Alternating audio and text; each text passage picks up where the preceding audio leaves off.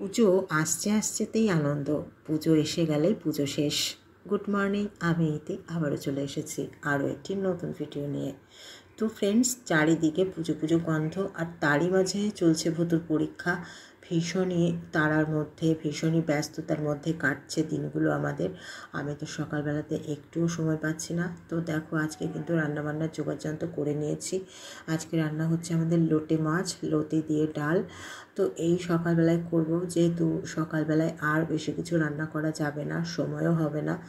আসলে দুটো দিন আমার যে পরিমাণে শরীরটা খারাপ হয়ে পড়েছিল, আমি যে ভুতুকে নিয়ে স্কুলে যেতে পারবো এটা আমি ভাবতেই পারিনি। ভগবান সহায় থাকলে বোধহয় সব কাজই এইভাবে সহজ হয়ে যায়, সব বিপদই এইভাবে করে কেটে যায়। আসলে আমি যখনই অসুস্থ হয়ে পড়ি তখন ভূতুর বাবা কিন্তু আমাকে ভীষণভাবে চেষ্টা করে সুস্থ করে তোলার। তো এবারেও তাই হয়েছিল, ভূতুর বাবা আমাকে কিন্তু ভীষণভাবে চেষ্টা করেছে সুস্থ করে দেবার। তো সেইভাবে কিন্তু আমাকে মোটামুটি সুস্থ করে দিতে পেরেছে, যাতে আমি মেয়েকে নিয়ে স্কুল যেতে পারি।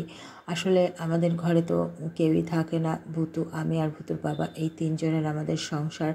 তো সেইখানে যখনই আমি অসুস্থ হয়ে পড়ি তখন কিন্তু সংসারটা একেবারেই নড়বড়ে হয়ে পড়ে। ভূতুর বাবার তো অফিস থাকে, ও কী করে সব সামলাবে, তখন ও ভীষণভাবে কিন্তু টেনশনে পড়ে যায়। তো তখন সেই সময়টাতে কিন্তু ও আমাকে নিয়ে চিন্তাটা বেশি করতে থাকে, যে আমি যদি ঠিক না থাকি তাহলে সংসারটা কিভাবে চলবে। তো ও আমাকে ভীষণভাবে সুস্থ করে তোলার চেষ্টা করে। তো যাই হোক, আপাতত তোমাদেরকে নিয়ে চলে এসেছি, দেখো আমার বাগানে, মানে আমার উইন্ডো গার্ডেনে নিয়ে চলে এসেছি, আর যেটাতে আমি এসে মাঝে মাঝেই দাঁড়াই, আর তোমাদেরকেও কিন্তু আমি এনে দাঁড় করিয়ে দিই আমার সাথে সাথে। তো যাই হোক, দেখো একটা ফুল ফুটেছে। আর এইদিকে এই গাছটা কী গাছ তোমাদেরকে আমি জিজ্ঞাসা করেছিলাম, তোমরা কিন্তু কেউই আমাকে বলতে পারোনি। যাই হোক, আপাতত রান্নার ফাঁকে কিন্তু একটু চলে এসেছি নিজের জন্য সময় করে। এই যে দেখো, এখানে রাত্রে ভিজিয়ে রেখেছিলাম আমি চিয়া সিডস। আসলে ডাক্তার আমাকে এটা খেতে বলেছিল রোজ, কিন্তু আমি তো ভেজাতেই ভুলে যাই আর খেতেও ভুলে যাই। আর এটা ভীষণই খারাপ খেতে হয়েছিল আজকে, কারণ রাত্রিবেলায় আমি একটু ভুলভাল করে ভিজিয়েছিলাম। তো দেখো, গেছিলাম একটু বসতে নিজের জন্য, আর এসে দেখছি ডালের ফেনা এভাবে করে পড়ে গ্যাস ট্যাস নোংরা হয়ে গেছে। তো যাই হোক, সেটা এখন পরিষ্কার করে নিচ্ছি। আর তারপরে এদিকে দেখো বসিয়ে দিচ্ছি লতিটাকে সেদ্ধ। আজকে আমি করে নেব লতির ডাল। তো লতির ডালের রেসিপি তোমাদের সঙ্গে তো আমি পরপর শেয়ার করতে পারবো না, তো আমি বলে দিচ্ছি যে লতির ডালটা কিভাবে করতে হয়। এই যে দেখো, লতিকে প্রথমে কিন্তু আমি রাত্রিবেলায় কেটে রেখে দিয়েছিলাম পরিষ্কার করে ধুয়ে টুয়ে। তো এখন সেটা কিন্তু সেদ্ধ বসিয়ে দিলাম। আর এদিকে লতি সেদ্ধ হতে হতে আমি কিন্তু সেরে নেব অন্যান্য কাজ, কারণ আজকে রয়েছে অফিসেরও ব্যস্ততা। স্কুল অফিস দুটোই কিন্তু থাকে রোজ দিন, তো ভীষণই তাড়া থাকে। আর ওই দিক থেকে কিন্তু আমি বের করে নিয়েছিলাম মাছ ফ্রিজ থেকে, আর সেটাকেও কিন্তু বরফটা গলিয়ে নিতে হবে। আর করে রেখেছিলাম চা, সেটাকেও কিন্তু ছেঁকে নিলাম। তো যাই হোক, চলো এখন এদিকে মশলাটা করে নিই লোটে মাছের জন্য। লোটে মাছের জন্য মশলা নিয়েছি, কিছুটা পেঁয়াজ কুচি, কয়েকটা লঙ্কা, আর একটু আদাকে গ্রেট করে নিলাম। আসলে আদাটাকে গ্রেট করে না নিলে না একদম পেস্টটা ঠিকঠাক মতো হতে চায় না, ভেতরে কিন্তু একদম গোটা গোটা থেকে যায়। সে কারণে আমি গ্রেট করে নিই, তারপরে কিন্তু পেস্ট করি। তো যাই হোক, হয়ে গেছে পেস্টটা। আর এখন কিন্তু আমি চলে যাব রান্নায়। তো দেখতেই পাচ্ছ, আর আজকে মশলা করার সময় জল দিতেই ভুলে গেছিলাম।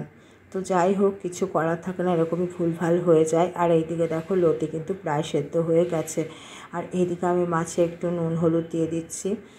প্রথমে নুন দিয়ে দিলাম, তারপরে হলুদ দিয়ে দিলাম, তারপরে দিয়ে দিচ্ছি একটু সর্ষের তেল। আর তারপরে এটাকে কিন্তু আমি একটু কাশ্মীরি লঙ্কার গুঁড়ো দিয়ে মেখে নেব।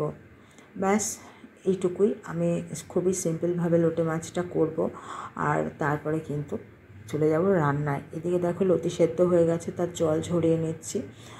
লতিটাকে আমি এইভাবেই সেদ্ধ করি, কারণ একটু বেশি জল দিয়ে সেদ্ধ করি, তা না হলে কিন্তু একটু গলা চুলকাতে পারে। আমার তো লতিতে বা কচুতে কখনোই গলা চুলকায় না, কিন্তু শুনেছি যে সমস্ত মানুষেরা আনাড়ি হয় তাদেরকে সব কচু হোক, যাই হোক, লতি হোক, যাই খাক না কেন, তাদের গলা চুলকায়।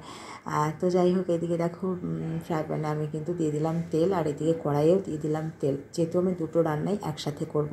তো লোটে মাছের জন্য দিয়ে দিলাম জিরে ফোড়ন, আর এদিকে পেঁয়াজ কুচি, আর দিয়ে দিলাম নুন, আর দিয়ে দিচ্ছি একটু হলুদ। তারপরে পেঁয়াজগুলোকে একটু আমি ভাজা ভাজা করে নেব।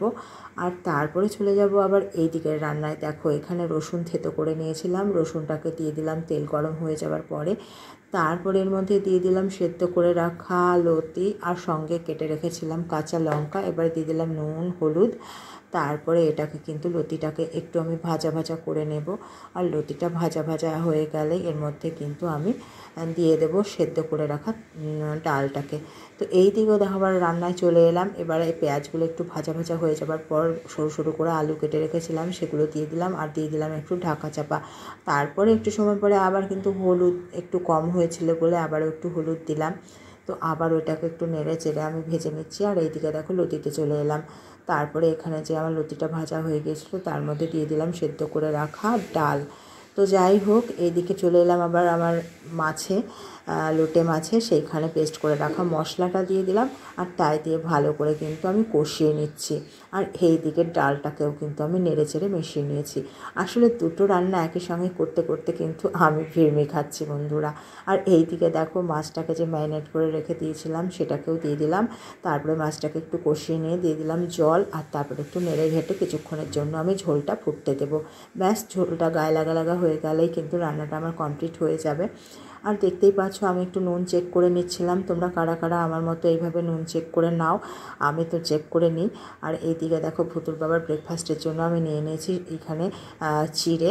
তো চিড়েই আজকে ওকে দেবো। ও আজকে রুটি খাবে না, প্রতিদিন ওকে রুটি দিই না, এক এক দিন এক এক রকম দিই। তো যাই হোক, এদিকে দেখো আমার মাছটা কিন্তু হয়ে গিয়েছে আর এইদিকে ভুতুর বাবার জন্য আমি চিড়েটা মেখে নিচ্ছি। তো আজকে চিড়েতে ও বললো কলা খাবে না, তো সেই কারণে শুধু গুড়, খেজুর আর একটু গুঁড়ো দুধ দিয়ে আমি কিন্তু মেখে দিচ্ছি। অন্যান্য দিন একটু বোঁদে দিই, মিষ্টি দিই। তো আজকে কিন্তু বোঁদে বা মিষ্টি এটা আনা ছিল না ঘরে, তো সেই কারণে ভুতুর বাবাকে এইভাবেই মেখে দিলাম।